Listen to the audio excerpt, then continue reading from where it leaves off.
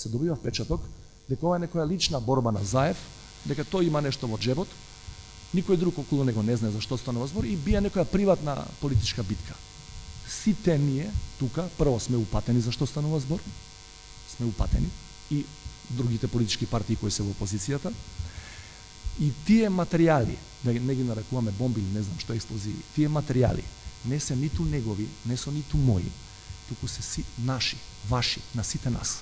И кога ќе дојде време, а по моје убедување ќе дојде многу скоро време, ние сите заедно, повторно, ќе мораме да ги употребиме тие средства, за да ги вразумиме овие кои се на власт, за кои очигледно не постои друг начин да им дојде во глава дека Македонија не е приватна собственост, дека Македонија не е акционерско друштво на само едно семејство или на 5-6 души, дека таа ни е дадена уште од дедо и прадедо и мораме ние да им ја дадеме на следните генерации, затоа што Македонија е вечна и мора да трае вечно.